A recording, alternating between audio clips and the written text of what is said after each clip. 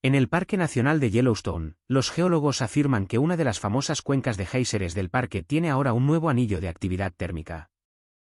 En los últimos días de julio de 2025, un fenómeno extraño ha dejado al mundo científico sin palabras. En Yellowstone, el corazón de América, las criaturas salvajes están realizando una migración de emergencia sin precedentes en la historia. Miles de bisontes, osos pardos y pumas huyeron simultáneamente del parque, creando vídeos virales que conmocionaron al mundo. El extraño pánico era evidente en los ojos de cada animal. Científicos confundidos admitieron, nunca habíamos visto algo así en 40 años de investigación.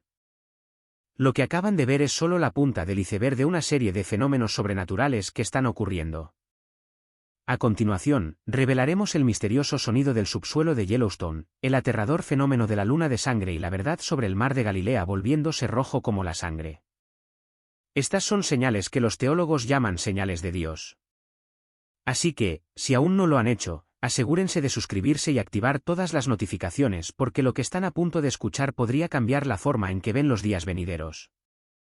Fenómeno misterioso en Yellowstone. El 28 de julio de 2025, un sonido extraño perforó la tranquila noche de Yellowstone. No era el rugido de un volcán o el crujido del hielo. Era un sonido de baja frecuencia, constante, como el latido del corazón de una criatura gigante durmiendo bajo tierra. El equipo sísmico del USGS registró la señal, pero ningún experto pudo clasificarla. A diferencia de las ondas sísmicas normales, el sonido tenía una frecuencia de 1825 Hz, el umbral adecuado para causar ansiedad extrema en mamíferos. Sarah Mitchell, quien ha vivido cerca de Grand Prismatic Spring durante 32 años, tembló al relatarlo. Dijo, era como la respiración profunda de una criatura gigante bajo tierra. Lo sentí a través de mi columna vertebral. Solo 6 horas después de la aparición del misterioso sonido, escenas sin precedentes se desarrollaron en todo el parque. El primer vídeo viral, publicado por la turista Emma Rodríguez, muestra a cientos de osos pardos, los reyes que rara vez abandonan su territorio, moviéndose hacia el sur al unísono con miradas asustadas. No estaban corriendo como lo harían cuando están en peligro, sino moviéndose en una dirección como si fueran guiados por una fuerza invisible. Emma describe la enorme manada de bisontes, 2,847, según datos de GPS, que inició un viaje de 180 kilómetros hacia Montana.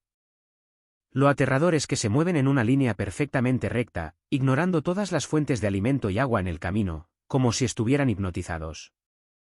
En el cielo, bandadas de aves migratorias cambiaron de dirección abruptamente, formando extrañas espirales, un fenómeno que el ornitólogo Dr. Michael Hahn llama la danza del miedo. El guardabosques John Mackenzie, con 40 años de experiencia, no pudo ocultar su confusión. Declaró, he visto incendios forestales, terremotos, tormentas de nieve, pero nunca he visto a los animales comportarse así. Están huyendo de algo que los humanos no pueden ver ni sentir. El USGS desplegó urgentemente 15 estaciones de monitoreo adicionales, pero los resultados solo aumentaron la confusión.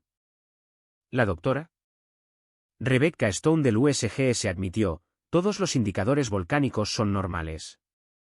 No hay actividad magmática inusual, ni gases tóxicos, ni cambios magnéticos significativos. Los datos de GPS de 3,200 animales marcados mostraron un comportamiento completamente fuera de temporada. Según las leyes biológicas, este debería ser un momento de preparación para el invierno, no un momento de migración masiva. La Tierra puede estar retumbando y los animales pueden estar huyendo, pero es en las propias aguas de Yellowstone donde se está desarrollando una narrativa más profunda e inquietante. La erupción del estanque Diamante Negro. El evento fue violento y sin previo aviso. Una de las características térmicas aparentemente tranquilas de Yellowstone, el estanque Diamante Negro, de repente entró en erupción con una ferocidad que desafió todas las expectativas geológicas. El humo se elevó en el cielo y el vapor brotó de la tierra con un chillido, un grito primario de la propia tierra.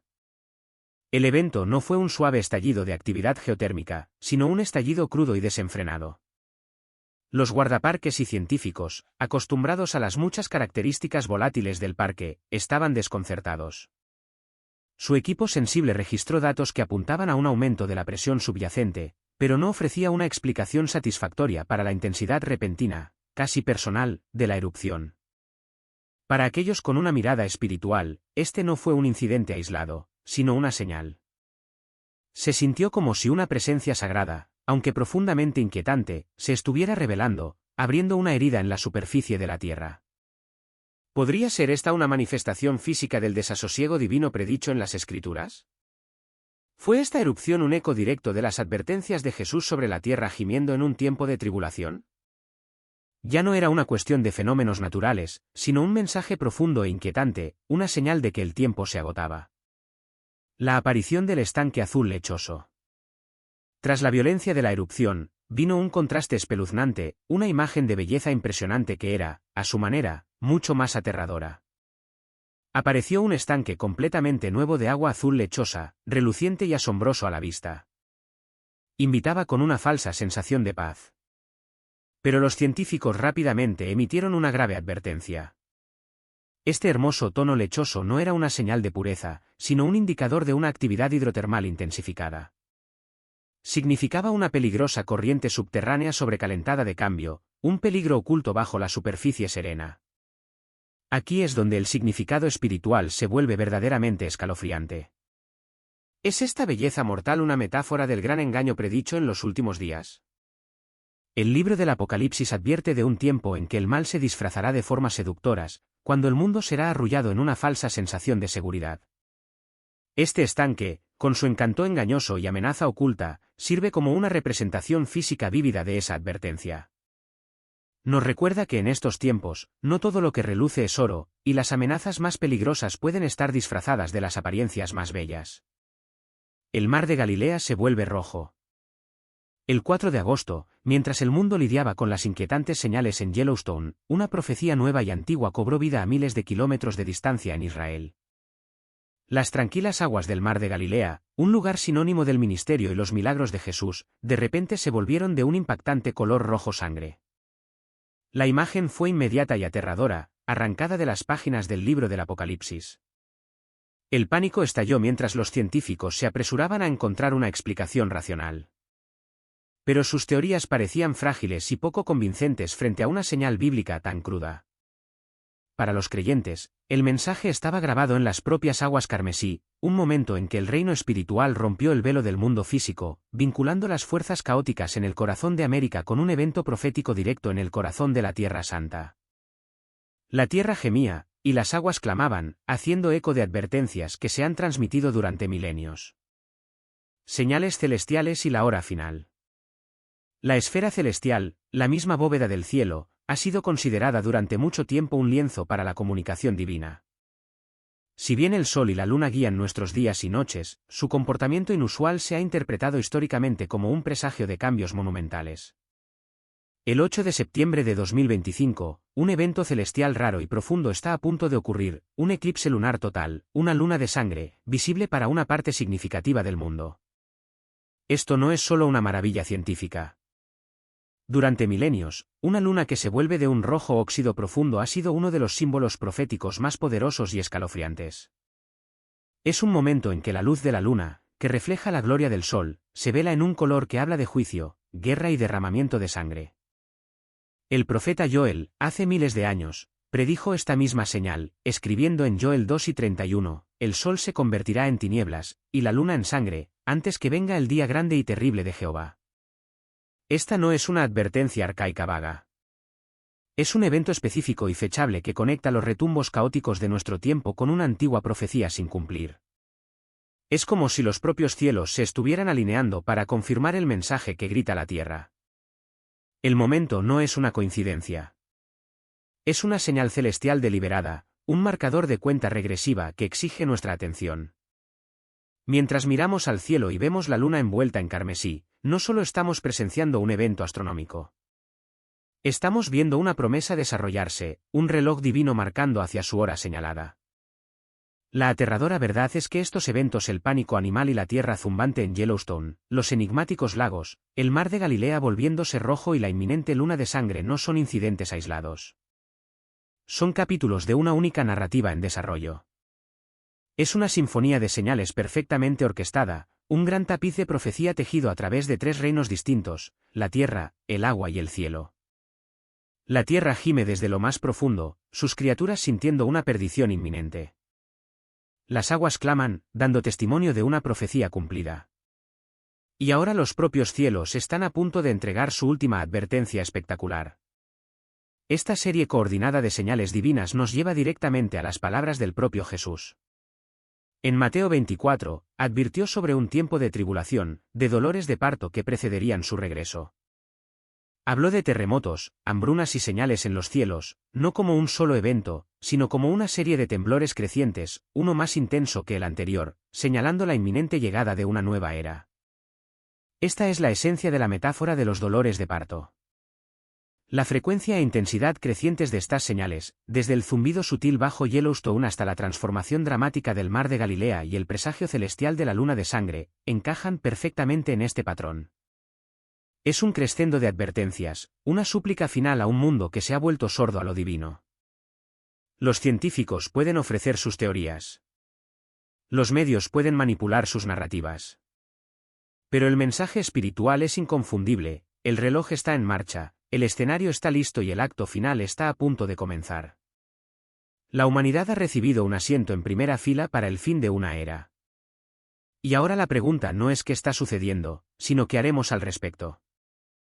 Las advertencias han sido dadas.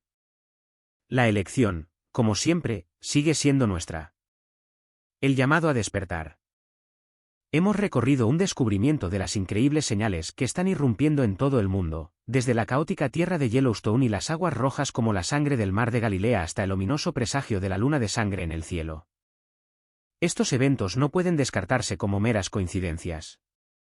En cambio, forman una declaración divina, una sinfonía de profecía que se desarrolla ante nuestros propios ojos. El mundo en que vivimos está lleno de ruido, tentaciones y ansiedades diarias. La Biblia ha advertido que el libertinaje, la embriaguez y las ansiedades de la vida oprimirán nuestros corazones, haciendo que nos distraigamos y no reconozcamos el tiempo del regreso del Señor.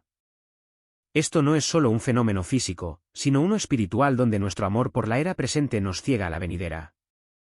Diariamente, estamos consumidos por las demandas del trabajo, la búsqueda de dinero, el desplazamiento interminable en las redes sociales y los placeres efímeros de este mundo. Estos no son inherentemente malos. Pero cuando se convierten en nuestro enfoque principal, se vuelven un veneno espiritual, haciendo que ignoremos los retumbos de la tierra, los lamentos del agua y las señales del cielo. Este es el mayor engaño, no una mentira descarada, sino una distracción sutil, que nos mantiene tan ocupados con lo temporal que nos olvidamos de lo eterno. El mundo es una trampa, y si no estamos vigilantes, el día de la venida del Señor nos sorprenderá, sorprendiéndonos desprevenidos en nuestro amor por las cosas de esta vida. Pero en ese caos y engaño, un llamado resuena con más fuerza que nunca. Es el llamado a estar vigilantes y orar que el mismo Jesús mandó. Esto no es una sugerencia, sino un mandato para nuestra propia supervivencia. Él quiere que no solo reconozcamos las señales, sino que actuemos en consecuencia. Estar vigilantes y orar no se trata de escapar de un desastre físico, sino de preparar nuestras almas para prevalecer, para escapar de todas estas cosas y presentarnos ante el Hijo del Hombre. Esta es una promesa para aquellos que están listos, para aquellos que han prestado atención a las advertencias. Para poder permanecer de pie, debemos prepararnos ahora. Esto significa que debemos enfocarnos activamente en amar al Señor, crecer en Él y amar su aparición. Cada día debemos guardar nuestros corazones, limpiándolos de las ansiedades del mundo, y dándole todo el espacio en nuestros corazones a Él. Debemos rogarle que nos ayude a prevalecer, a ser arrebatados antes de la gran tribulación. Las señales han sido dadas clara e inequívocamente. Yellowstone ha entrado en erupción, un zumbido profundo y misterioso sacudiendo la tierra bajo nuestros pies. El mar de Galilea se ha vuelto rojo, un cumplimiento aterrador de una antigua profecía. Y la luna de sangre está a punto de aparecer como una última advertencia espectacular del cielo. Estas cosas no son solo una advertencia de juicio inminente, sino también una promesa gloriosa, una promesa de su regreso victorioso y glorioso. Todas las profecías están convergiendo, y el reloj divino está marcando sus últimos momentos. Es un momento de ajuste de cuentas divino. La pregunta no es si estas cosas son reales, sino más bien, ¿estás listo? El tema central de las Escrituras es el plan de salvación de Dios. Desde los primeros capítulos del Génesis hasta las escenas finales del Apocalipsis, la Biblia es un libro unificado del plan redentor de Dios. De principio a fin, su único tema unificador es el de la gracia y el perdón para los pecadores a través de la obra redentora de Dios en Jesucristo. Este hilo escarlata de la salvación recorre cada narrativa, cada profecía y cada ley, construyendo una magnífica historia de esperanza para la humanidad caída. Cualquier otra cosa que obtengas a través de la lectura de la Biblia, ya sea conocimiento histórico, guía moral o sabiduría para la vida diaria, sería trágico si te perdieras el corazón de su mensaje para ti, la provisión misericordiosa de Dios de Jesucristo como la expiación final y completa por el pecado. Al principio, una creación perfecta y una caída trágica. Cuando Dios creó los cielos y la tierra, su obra no fue meramente buena. Fue juzgada como muy buena, como se afirma en Génesis 1 y 31. Este era un mundo de perfecta armonía donde la humanidad vivía en comunión inmaculada con su Creador. Dios se complació grandemente en lo que hizo. Y la culminación de su creación llegó con Adán y Eva, quienes fueron hechos a la imagen misma de Dios. Este imago Dei les dio la capacidad para una comunión íntima con su Hacedor, dotándolos de intelecto, emoción y voluntad, y capacitándolos para dar gloria a su nombre, como se describe en Génesis 1 y 27. Su propósito era ser sus representantes, vivir en perfecta obediencia y mayordomía sobre la creación. Sin embargo, en el inmaculado jardín del Edén, a través del engaño de la serpiente y la desobediencia deliberada de un solo acto, Adán y Eva pecaron contra Dios, causando una ruptura catastrófica en su relación con Él.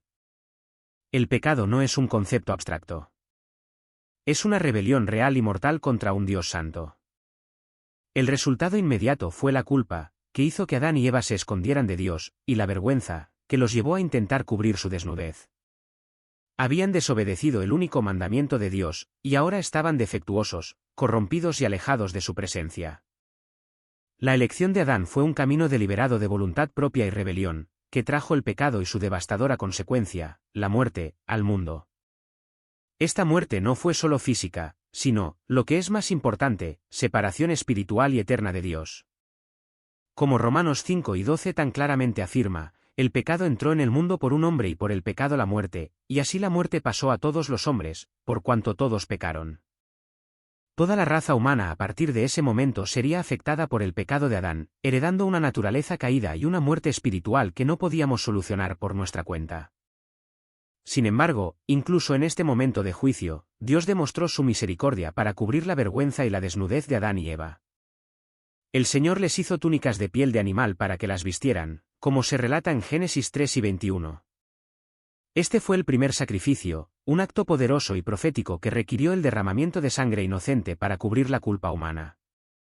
Fue un presagio del sacrificio definitivo que vendría.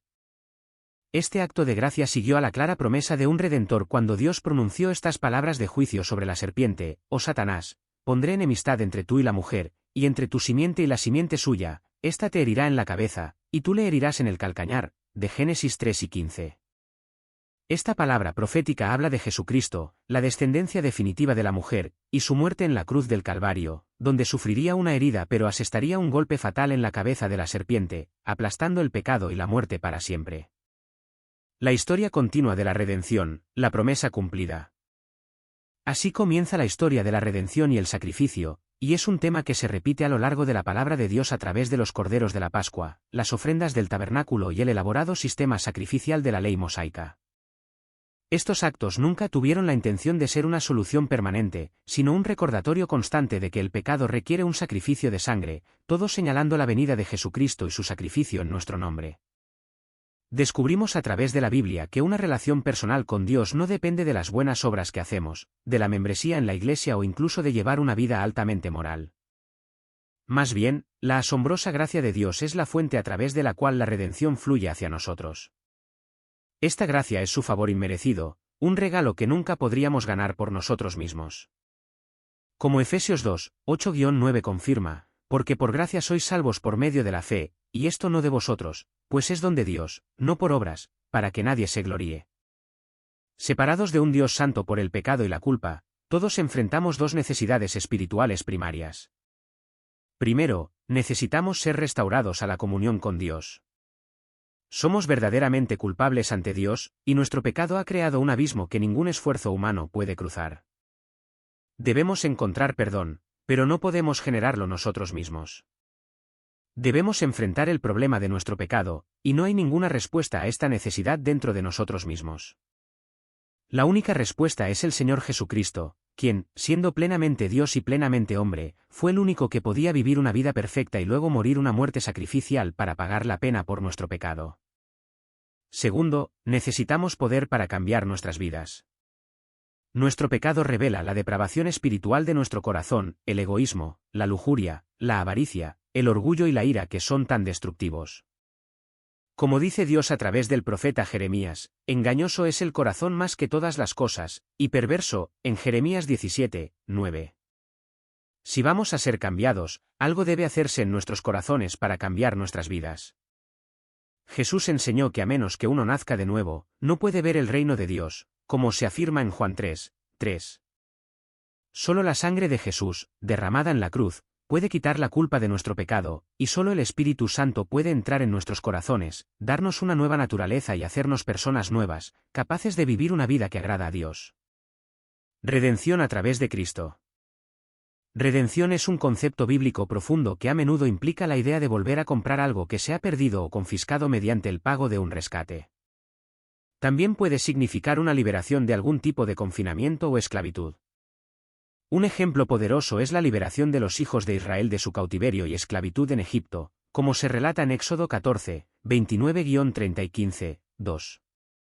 Este acto milagroso del poder y la misericordia de Dios sirve como un tipo físico de la redención espiritual que necesitamos. El Nuevo Testamento está lleno de pasajes que representan los sufrimientos de Cristo como un rescate o precio pagado por nuestra libertad. Y el resultado asegurado es una compra o redención. El libro de los Hechos nos dice que Dios compró la Iglesia con su propia sangre, en Hechos 8 y 28. Pablo les recuerda a los corintios que fueron comprados por precio, en 1 Corintios 6, 19-20, y que Cristo los redimió de la maldición de la ley, en Gálatas 3 y 13. Efesios 1, 7 y Colosenses 1 y 14 hablan de redención por su sangre, el perdón de los pecados. Otros pasajes clave incluyen 1 Timoteo 2, 5-6, Tito 2 y 14, Hebreos 9 y 12, 1 Pedro 1, 18-19 y Apocalipsis 5, 9. La idea clara que recorre todos estos textos es la de un pago hecho por nuestra redención. Jesús pagó la pena por nuestro pecado y nos redimió. Él no simplemente pasó por alto nuestro pecado.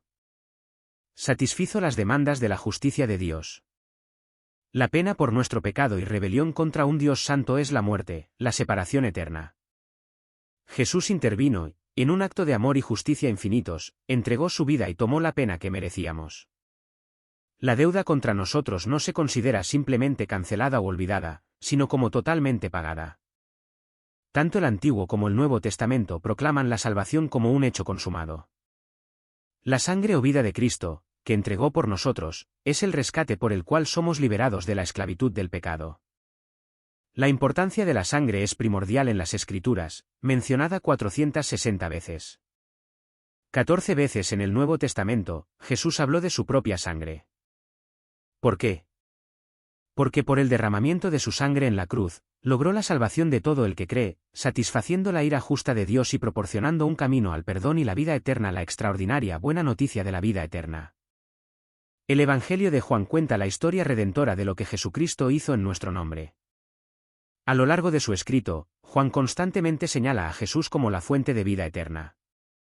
Resumiendo todo su libro, Juan dice: estas cosas se han escrito para que creáis que Jesús es el Cristo, el Hijo de Dios, y para que creyendo tengáis vida en su nombre, como se registra en Juan 8 y 31. Esta es la extraordinaria buena noticia. La vida eterna no es simplemente vivir para siempre. Es una nueva calidad de vida, una comunión restaurada con Dios que comienza en el momento en que crees y continúa por toda la eternidad. Es la vida de Dios mismo morando en ti. Esta vida es un regalo, no un salario, disponible para todos los que ponen su confianza en Jesús. En el Evangelio de Juan, Jesús mismo hace esta promesa repetidamente, diciendo: yo soy el pan de vida, el que a mí viene, nunca tendrá hambre, y el que en mí cree, no tendrá sed jamás, como se encuentra en Juan 6 y 35. También declaró: yo soy la resurrección y la vida, el que cree en mí, aunque esté muerto, vivirá, en Juan 11 y 25. Esta promesa es la esperanza definitiva para un mundo caído, el Hijo de Dios. Juan quiere mostrarnos quién es verdaderamente Jesús. En el principio era el Verbo, y el Verbo estaba con Dios, y el Verbo era Dios, y el Verbo se hizo carne, y habitó entre nosotros, como se afirma en Juan 1, 14. Esta es la profunda verdad de la encarnación. Jesús, durante su vida en la tierra, no fue meramente un buen maestro o un profeta. Era Dios en forma humana. El mismo creador del universo entró en su creación para vivir entre nosotros. Y por si la introducción de Juan no es lo suficientemente clara, unas pocas frases después, cita a Juan el Bautista, quien dice: «Yo lo he visto y doy testimonio de que este es el Hijo de Dios», en Juan 1:34. A lo largo del libro, Juan da evidencia convincente de la deidad de Jesús, mostrando que Jesús realizó muchos milagros. Juan 2:1-11, 4, 46-54, 5, 1:17, 6, 1:13, 16-21, 9, 1:7, 11, 1:44, y que cumplió profecías escritas sobre él siglos antes. Juan 2, 19-22, 5 y 46, 12, 14-16. Él tiene autoridad sobre la naturaleza, la enfermedad e incluso la muerte misma. El amor de Dios. Pero, ¿por qué Jesús, quien es Dios, dejaría la gloria del cielo para vivir en la tierra como humano? Jesús mismo nos dice por qué en uno de los versículos más conocidos de la Biblia: «Porque de tal manera amó Dios al mundo, que ha dado a su Hijo unigénito, para que todo aquel que en él cree, no se pierda, mas tenga vida eterna». Porque no envió Dios a su Hijo al mundo para condenar al mundo, sino para que el mundo sea salvo por él, como se encuentra en Juan 3, 16-17. Dios nos vio tal como éramos, no solo defectuosos, sino espiritualmente muertos en nuestro pecado. Por eso vino Jesús. Dios es un Dios perdonador cuyo amor y paciencia llaman a todos a arrepentirse de sus pecados y volverse a Él. Su amor no es pasivo, sino un amor activo y autosacrificial que se extendió a un mundo rebelde. ¿Por qué necesitamos ser salvos? Jesús dijo: de cierto os digo, que todo aquel que hace pecado, esclavo es del pecado, como está escrito en Juan 8:34. Si somos honestos con nosotros mismos, no podemos negar que desde el momento de nuestro nacimiento, hemos hecho cosas malas, cosas que nos hacen culpables ante un Dios santo y merecedores de su justo juicio. La Biblia llama a estas cosas malas pecado. Y el pecado crea una barrera, separándonos de Dios. Y como estamos separados de Dios, enfrentamos la terrible perspectiva de la ira de Dios, como se menciona en Juan 3:36, que es eterna. Nuestra propia justicia es como trapos de inmundicia, Isaías 64:6, y no puede permanecer en la presencia de Dios. Jesús es el único camino. ¿Puede alguien salvarnos de la ira de Dios y asegurarnos el cielo? Algunas personas creen que pueden llegar al cielo haciendo buenas obras o siguiendo las enseñanzas de una religión, o incluso dando dinero a iglesias u obras de caridad. Pero Jesús claramente dijo que ninguna de estas cosas nos salvaría: «Yo soy el camino, y la verdad, y la vida, nadie viene al Padre, sino por mí», como se registra en Juan 14:6. Él no dijo que simplemente conocía el camino al cielo. Jesús dijo que Él es el único camino al cielo. Ningún esfuerzo humano, ningún ritual religioso y ninguna cantidad de buenas obras pueden darnos vida eterna. Cristo y solo Cristo es el único Redentor. De hecho, la única obra que puede salvarnos es la obra de creer en lo que Jesús ha hecho para lograr nuestra salvación. Como se afirma en Juan 6:29, esta es la obra de Dios, que creáis en el que Él ha enviado.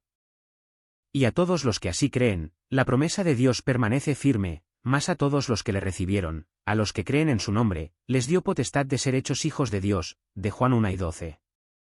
¿Cómo nos salva Jesús? Juan el Bautista llama a Jesús el Cordero de Dios, que quita el pecado del mundo, en Juan 1:29. Este título es una poderosa referencia a los corderos sacrificiales del Antiguo Testamento, que eran ofrecidos por los pecados del pueblo. Jesús vino a este mundo sabiendo lo que le costaría. Y explica que la salvación viene a través de su muerte en la cruz como el sacrificio perfecto y suficiente por nuestros pecados, como se encuentra en Juan 3, 14-15. Así como la serpiente fue levantada en el desierto para la curación del pueblo, Jesús fue levantado en la cruz para la salvación de todos los que lo miran con fe. Él llevó en su ser puro la plenitud del pecado para que Dios pudiera perdonar a los pecadores y hacerlos puros. El precio de que Cristo llevara esos pecados fue la muerte. Las puertas de la salvación están abiertas de par en par para todos los que aceptan su invitación a entrar por fe. Los capítulos 18 y 19 de Juan describen la muerte de Jesús. Y luego el capítulo 20 describe su glorioso triunfo sobre la muerte al resucitar de entre los muertos. La resurrección de Jesús es la prueba definitiva de que su sacrificio fue aceptado por Dios y que tiene autoridad completa sobre la muerte. Esto significa que puede dar vida eterna a todos los que creen en Él. Él es las primicias de la resurrección, y su victoria es nuestra victoria. Yo soy la resurrección y la vida, el que cree en mí, aunque esté muerto, vivirá. Y todo aquel que vive y cree en mí, no morirá eternamente, de Juan 11, 25-26. Su resurrección es nuestra esperanza para un futuro más allá de la tumba. Te invito a que entres en mi corazón y en mi vida. Quiero confiar en Jesús como mi Salvador y seguirlo como mi Señor. Ayúdame a vivir de una manera que te complazca y te honre. Amén. Y miren esto en el cielo. Así que estuve aquí anoche, y capté algo. Algo misterioso acaba de sacudir los Estados Unidos, algo que ha dejado a los creyentes sin palabras y a los escépticos buscando respuestas. Pero, ¿y si esto no fuera solo otro evento extraño? ¿Y si lo que acaba de suceder fuera una señal directa de Dios? Una de la que la Biblia nos ha advertido durante siglos. Esto es profecía cobrando vida en toda América. Desde los cielos hasta la tierra, algo está cambiando. Y aquellos con ojos para ver y oídos para oír están empezando a entender. Jesús habló de días como estos. ¿Podría ser este el último llamado de atención antes del regreso de Cristo? ¿Podría ser este el momento sobre el que nos han advertido? Antes de que profundicemos en lo que sucedió, asegúrense de darle me gusta a este vídeo, compartir sus opiniones en los comentarios y suscribirse para más actualizaciones proféticas basadas en las Escrituras. Porque esto, lo que acaba de desarrollarse, podría no ser aleatorio. Podría ser la última señal antes de que todo cambie. Una señal extraña en el cielo sobre América. Durante décadas, los Estados Unidos se erigieron como un faro de fuerza, un lugar donde la libertad no solo se prometió, sino que se vivió. Era una tierra que muchos llamaban un refugio donde los sueños eran protegidos y la fe podía florecer libremente. Pero las Escrituras nos recuerdan a través de Abdías 1, 3-4, la soberbia de tu corazón te ha engañado, aunque te remontes como águila, y aunque entre las estrellas ponga tu nido, de allí te derribaré, dice Jehová. Ninguna nación, por poderosa que sea, está exenta de corrección divina. Y cuando Dios envía una advertencia, a menudo comienza con los cielos. Recientemente, algo inexplicable ocurrió sobre suelo estadounidense. En menos de 3 minutos, una formación de otro mundo apareció en los cielos. Nubes con forma de alas, brillando con un resplandor que ningún patrón meteorológico podía explicar. Estas alas flotaron en silencio sobre 3 estados separados, Washington, Texas y Missouri. Sin truenos, sin tormenta, solo un anillo luminoso y suspendido, inmóvil, pero innegable. Sucedió exactamente a las 3:33 de la madrugada, una hora que muchos creen que tiene un significado espiritual. Los centros de control de tráfico aéreo de todo el país registraron extrañas perturbaciones. Pilotos comerciales, experimentados y entrenados para racionalizar los cielos, describieron un círculo blanco perfecto, inmóvil, desafiando los vientos. Pero cuando el radar lo revisó, nada. Ningún objeto, ninguna aeronave, ningún fenómeno meteorológico, solo una pantalla en blanco y un silencio persistente. La gente lo grabó. Los testigos lo compartieron. Y en las redes sociales, una pregunta se extendió como la pólvora: ¿fue natural o sobrenatural? Incluso los meteorólogos se quedaron sin palabras. Ningún satélite lo detectó. No se ofrecieron explicaciones. Y sin embargo, la imagen estas alas angelicales sobre el corazón de América permanece grabada en la mente de quienes las vieron. ¿Pudo haber sido una señal divina?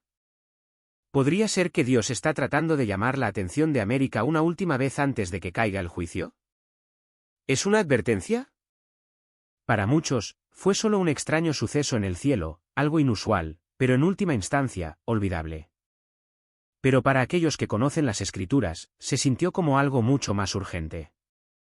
El apóstol Pablo describió una vez una generación que siempre estaría aprendiendo pero nunca sería capaz de llegar al conocimiento de la verdad, un pueblo deslumbrado por las maravillas, pero incapaz o no dispuesto a reconocer lo que significan. Ese versículo se lee como un espejo sostenido ante la América moderna, especialmente ante gran parte de la Iglesia estadounidense, rodeados de señales y sin embargo dormidos, rodeados de mensajes y sin embargo sordos. A lo largo de la historia bíblica, Dios ha usado los cielos como su lienzo.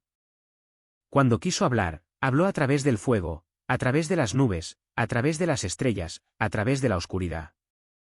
Ezequiel 1:4 habla de una gran nube con fuego que se envolvía en sí misma y un resplandor alrededor. No era natural. No era ordinario. Era divino. Joel capítulo 2 nos da una cronología profética: mostraré prodigios en los cielos y en la tierra, sangre, fuego y columnas de humo. Estas señales, la Biblia nos dice, no son extras opcionales. Son advertencias preliminares al día grande y terrible del Señor. Entonces, cuando un anillo blanco brillante aparece en los cielos sobre Washington a las 3:33 de la madrugada, sin fuente conocida, sin detección por radar y sin explicación científica, ¿deberíamos realmente apresurarnos tanto a descartarlo? Podría ser que lo que vimos no fue meramente una anomalía visual, sino una interrupción divina, un llamado a regresar, a despertar, a arrepentirse. La historia bíblica está llena de mensajes celestiales. Una estrella guió a los magos al nacimiento de Jesús. El sol se oscureció cuando Cristo fue crucificado. Los cielos rojos una vez advirtieron de guerra. Estas no fueron coincidencias. Fueron marcadores divinos colocados en los cielos para despertar los corazones de los hombres. Y ahora, en la capital de la nación más poderosa de la tierra, lo vemos de nuevo, una señal, una luz, un momento demasiado perfecto para ignorar, pero demasiado misterioso para explicar. ¿Fue un juicio? ¿Una visitación? ¿Un último toque de trompeta antes de que la puerta de la gracia comience a cerrarse? Los escépticos dirán que no fue nada, una anomalía meteorológica, un truco de cámara, solo reflejos en la atmósfera. Pero las Escrituras nos recuerdan en Joel 2:31, el sol se convertirá en tinieblas, y la luna en sangre, antes que venga el día grande y terrible de Jehová. Eso no es poesía. Eso es profecía. Las señales en el cielo no son aleatorias. No son para entretener. Son advertencias, mensajes, alarmas que suenan en los cielos mientras la tierra duerme abajo. El velo se está adelgazando. El cielo está hablando. La invasión digital ha comenzado. Si Dios todavía habla a través de los cielos, ¿seguimos escuchando? Las extrañas señales en el cielo no fueron aleatorias. Fueron una advertencia, y la ubicación importaba. Washington, D.C. No es solo el corazón político de América, es el centro de control. Las decisiones tomadas allí repercuten en toda la nación y el mundo. Y mientras esos anillos silenciosos y brillantes flotaban sobre la capital, algo más se desarrollaba discretamente en el suelo. Algo que tiene el potencial de cambiar la libertad tal como la conocemos. Mientras el mundo estaba distraído, un cambio tecnológico masivo se activó en ciudades selectas de E.U. Un programa federal, en desarrollo durante mucho tiempo pero del que rara vez se hablaba, se puso oficialmente en marcha. Vinculó datos biométricos, incluyendo escaneos de palma y faciales, directamente a la actividad del consumidor. Y no sucedió el próximo año, no en un futuro distante, sino ahora. En Chicago, los cajeros automáticos rechazaron tarjetas y exigieron palmas. En Texas, los supermercados utilizaron software de reconocimiento facial para autorizar pagos. En Los Ángeles, a los pacientes se les negó el acceso a recetas a menos que su identidad biométrica coincidiera con el sistema. Esto no fue un fallo técnico ni una prueba. Fue un despliegue sincronizado y en tiempo real, silencioso, rápido y completado en menos de 3 minutos. Las autoridades afirmaron que era por conveniencia, por seguridad, para detener el fraude. Pero el mensaje más profundo era este: si tu cuerpo no cumple, no participas. No puedes comprar. No puedes vender. No puedes vivir. Y de repente, las advertencias del Apocalipsis ya no se sentían antiguas. Apocalipsis 1:17 declara, nadie podía comprar ni vender, sino el que tuviese la marca. Es un eco escalofriante que ya no pertenece a la especulación o la ciencia ficción. El anticristo, como se describe en Daniel 8:25, surgirá no con violencia abierta, sino con falsa paz y persuasión tecnológica. Por la paz destruirá a muchos. Así es como comienza, no con guerra, sino con conveniencia, no con fuerza, sino con comodidad. La tecnología biométrica no es inherentemente malvada.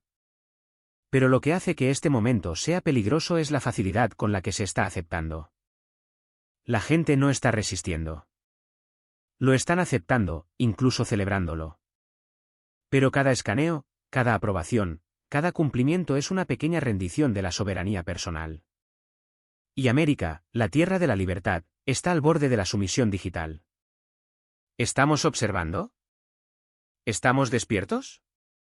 ¿O ya hemos entregado las llaves de nuestra libertad a cambio de la comodidad? El cielo nos dio una señal, y el sistema ya está aquí. La invasión del engaño. Mientras los medios nos bombardean con historias de caos político y un colapso económico inminente, hay otra guerra desatándose, mucho más insidiosa y mucho menos reconocida. No es un choque de naciones. No está marcada por tanques o misiles. Es una guerra de lo invisible, una batalla por el alma de una nación. Una invasión espiritual se está extendiendo sigilosamente por América. Sin embargo, la mayoría permanece inconsciente. No se anuncia con ejércitos o tratados. No ondea banderas ni rompe fronteras. Se desliza discretamente a través de la cultura, el entretenimiento, la educación, incluso la iglesia. No es el asalto militar de Gog y Magog, descrito en la profecía de Ezequiel, que de hecho habla de una futura confrontación que involucra poderes físicos. No, lo que estamos presenciando ahora es mucho más engañoso, mucho más peligroso. Es el tipo de engaño que no grita sino que susurra, el tipo que te hace cuestionar la verdad, dudar de la moralidad y aceptar gradualmente lo inaceptable.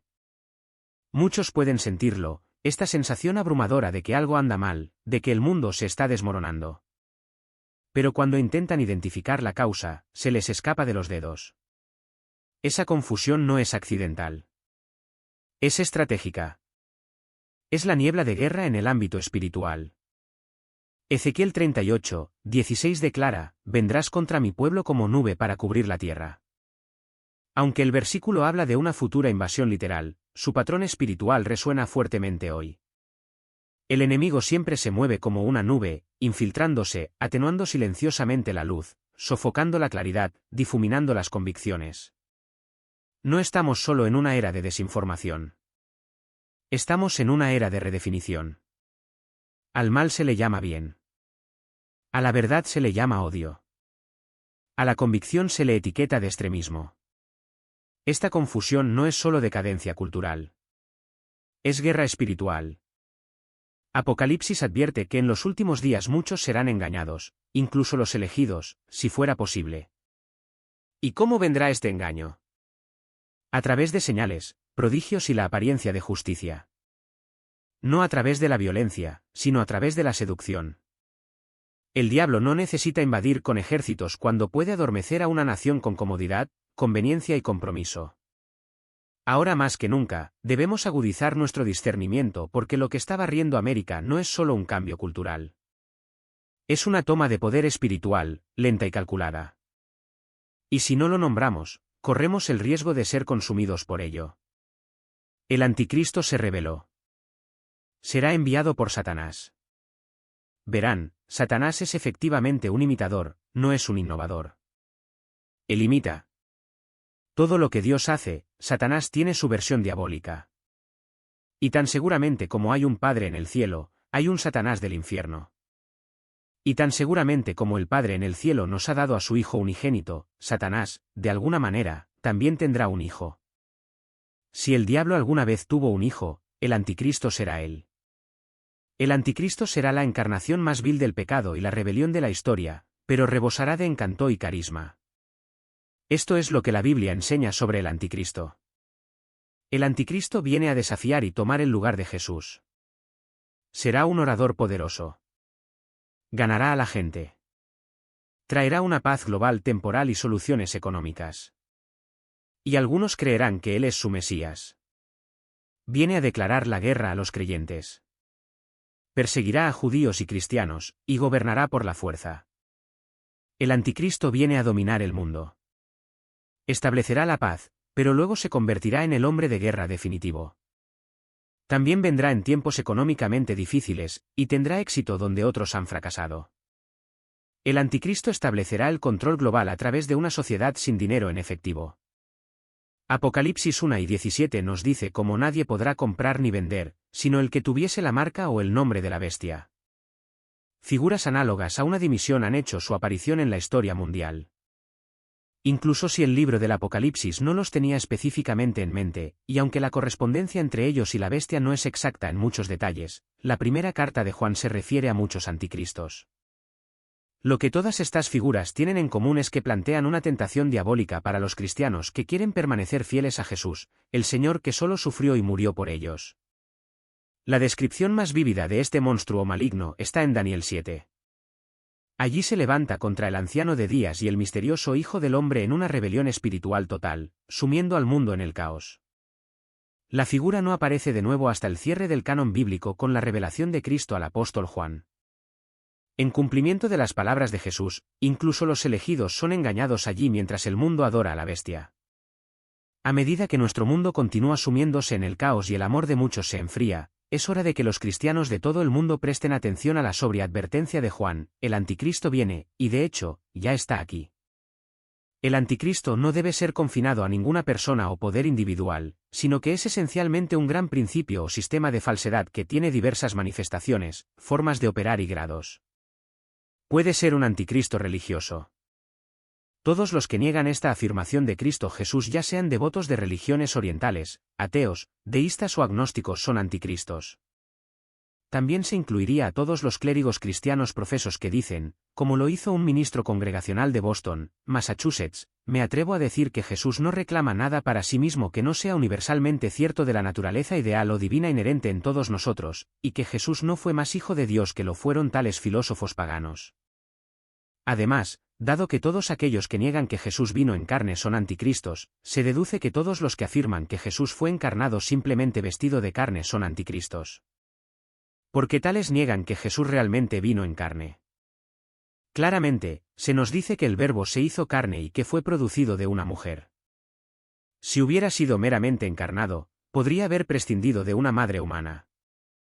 O, es un anticristo político. Así como hay anticristos religiosos, también hay anticristos políticos. El comunismo es un buen ejemplo. El comunismo es un anticristo en el sentido de que busca reemplazar a Cristo y su reino como el legítimo gobernante de la tierra y la única esperanza de la humanidad. Así, se nos dice que es el carácter mesiánico del comunismo lo que le da un poder dinámico para exigir lealtad. Sus líderes como Lenin y Stalin no solo han sido idolatrados sino deificados, llamados salvadores y los elegidos por Dios para guiar a su pueblo. Lo que es cierto del comunismo como anticristo también es cierto de las Naciones Unidas. Se le está dando un papel mesiánico que desempeñar por el clero de la cristiandad como el salvador del mundo, su única esperanza y la única luz. Mientras que la Biblia muestra claramente que Jesucristo y el reino de Dios son nuestra única esperanza. ¿Está el anticristo vivo y coleando en el planeta Tierra? Muchos dicen que el anticristo está vivo. Se nos dice que está esperando entre bastidores para asumir su papel de dictador mundial en el escenario mundial. Podría ser un rico hombre de negocios, un político poderoso, o podría ser alguien que acecha en algún lugar de la Iglesia, o podría haber entrado en la Iglesia y estar implementando secretamente su plan. Incluso el notable e intemporal libro del padre Vincent M. C. Kelley, El Anticristo, hace una declaración asombrosa del Papa Pío XII. El padre M. C. Kelley encabeza su investigación de los últimos días con esto del pontífice: ahora nos enfrentamos a la confrontación final entre la Iglesia y la anti-Iglesia. El padre M. C. Kelley no pretende saber quién es el anticristo, dónde aparecerá ni cuándo, pero se alinea las señales de los tiempos, vinculando estas señales con las profecías en Daniel, el Nuevo Testamento, los primeros padres de la Iglesia y voces proféticas modernas. Muchos teólogos evangélicos creen que la evolución del mal y el cumplimiento de las señales bíblicas están ocurriendo en nuestros días. Guerras, hambrunas, plagas y enfermedades, terremotos, accidentes de tráfico, transporte rápido, escalada del conocimiento, violencia, el ocultismo y el evangelio predicado se corresponden alarmantemente con el fin de la historia mundial tal como la conocemos. ¿Hasta dónde hemos avanzado para recibir y adorar al anticristo? Parece que la guerra creciente de la sociedad contra la religión es una profecía apocalíptica clave. La moral parece evaporarse ante nuestros ojos. Se nos dice que al mal se le llama bien y al bien se le llama mal. Imploramos al cielo por misericordia mientras libramos esta guerra invisible contra Satanás y sus demonios. El anticristo se refiere a una persona específica que aparecerá al final de la edad actual, justo antes del regreso de Cristo, y será la encarnación o el cumplimiento de todo mal. La palabra anticristo literalmente significa alguien que se opone a Cristo. Y eso es exactamente lo que será el anticristo, absolutamente opuesto a Cristo y a su pueblo. Aunque la Biblia no entra en detalles, está claro que el anticristo será parte del último intento de Satanás de detener el plan de Dios para el mundo. Recuerden, Satanás está totalmente opuesto a Dios. Y su único objetivo es bloquear los planes de Dios de todas las formas posibles. Lo intentó al principio de la raza humana con Adán y Eva. Y de nuevo, aunque sin éxito, al principio del ministerio de Jesús. A medida que se acerca el tiempo del regreso de Jesús, Satanás hará un último intento a gran escala para engañar al mundo y apartar a la gente de Cristo. ¿Está vivo el anticristo hoy? Podría ser que sí, y ese hombre está viviendo entre nosotros ahora. Nos insta a estar alerta y en guardia. También nos recuerda que Satanás siempre está activo. Y como habéis oído que el anticristo viene, ya ahora han surgido muchos anticristos. Cuando venga, el anticristo afirmará ser Dios, pero también negará la verdad de Cristo y se opondrá a quienes lo siguen. La clave es conocer la verdad de Dios, creer la verdad de Dios y vivir según la verdad de Dios. Recuerden, resistid al diablo, y huirá de vosotros. Acercaos a Dios, y Él se acercará a vosotros. Vivimos en un tiempo en que la batalla entre el reino de Dios y el reino de Satanás se está intensificando como nunca antes. Muchos creen que esto se debe a que nos acercamos al regreso de Cristo y la destrucción definitiva del reino de Satanás. La obra del espíritu del anticristo se intensificará cuanto más nos acerquemos al fin de la era. El espíritu del anticristo es el espíritu que opera a través de cada anticristo. Y Juan nos ha dado ciertas marcas del espíritu del anticristo, que son muy importantes. Primero, comienza en asociación con el pueblo de Dios. En 1 Juan 2 y 19, Juan escribe acerca de los anticristos: salieron de nosotros, pero no eran de nosotros, porque si hubiesen sido de nosotros, habrían permanecido con nosotros, pero salieron para que se manifestase que no todos son de nosotros. Así que el anticristo siempre comienza de alguna manera en asociación con el pueblo de Dios, pero no pertenece realmente allí, y a su debido tiempo eso se manifestará. Esa es una marca del espíritu del anticristo. Esto es muy importante. El anticristo no niega la existencia de Dios. De hecho, afirma ser el representante de Dios. Lo que sí niega es la relación del Padre y el Hijo dentro de la deidad.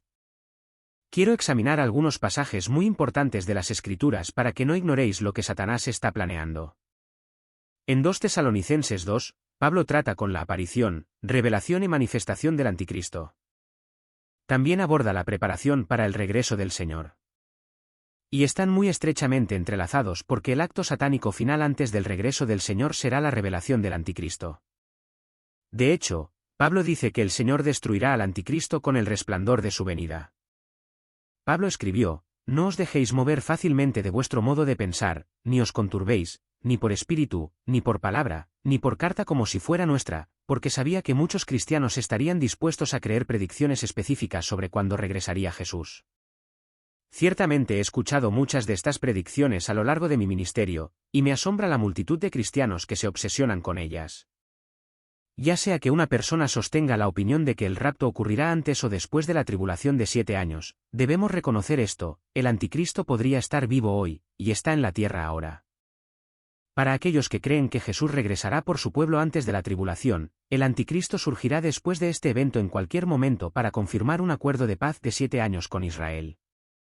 Aquellos que interpretan que Jesús regresará al final de la tribulación también podrían ver al anticristo activo en cualquier momento, ya que sus esfuerzos ya podrían estar en marcha rumbo al futuro regreso de Cristo. Como creyentes, no necesitamos temer al futuro anticristo, pero debemos estar alerta ante cualquier persona que niegue a Cristo.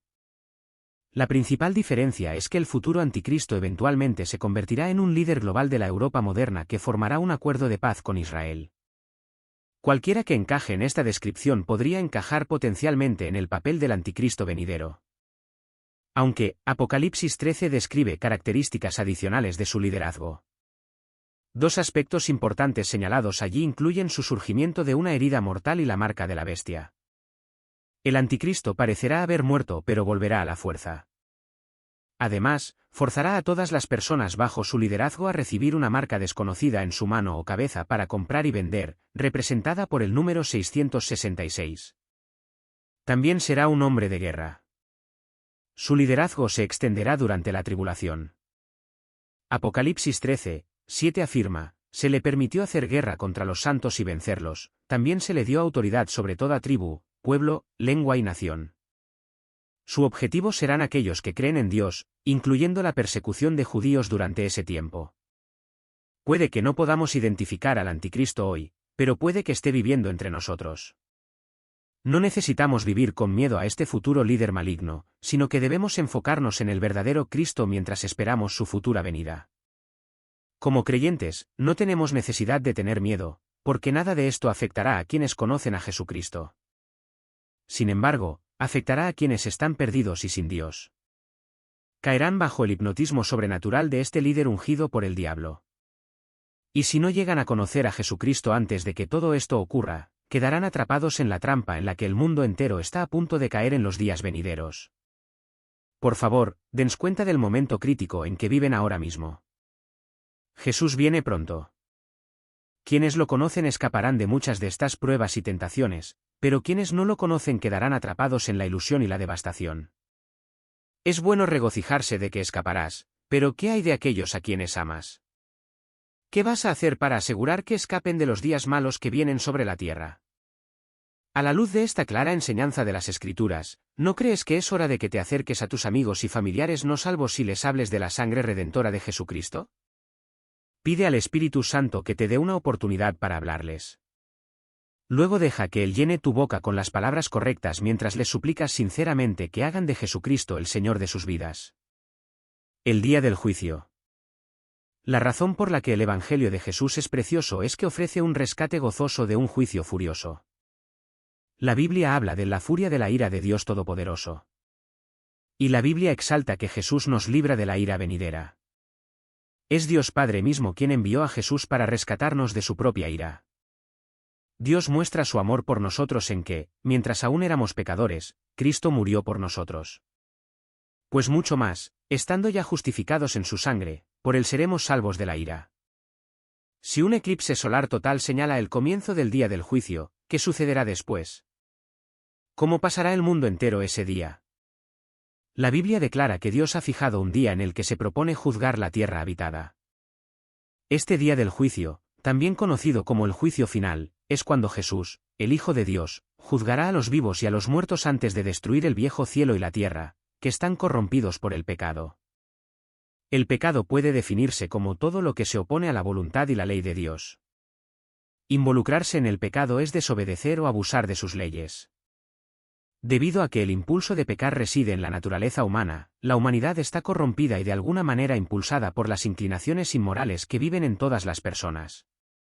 Esta es una consecuencia de la caída en el pecado en el jardín del Edén.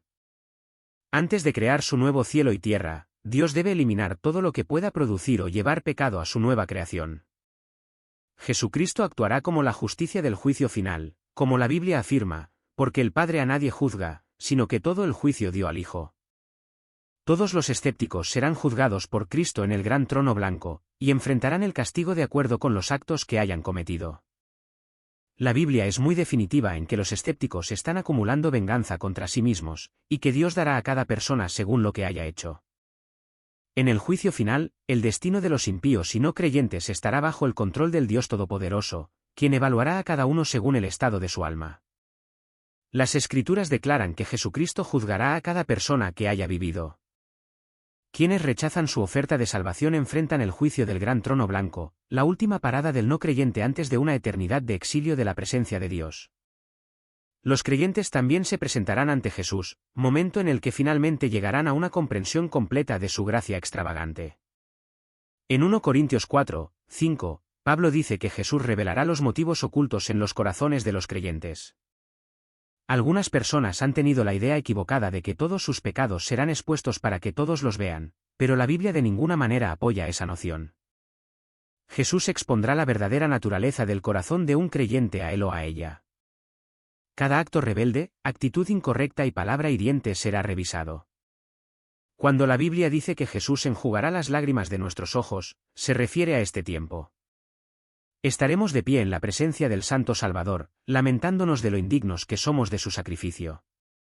Pero la tristeza durará solo un momento. A sus talones viene la tremenda alegría de haber recibido el perdón y haber vivido una vida que le agrada. El juicio de Cristo no es un castigo. Es un recordatorio de que somos perdonados.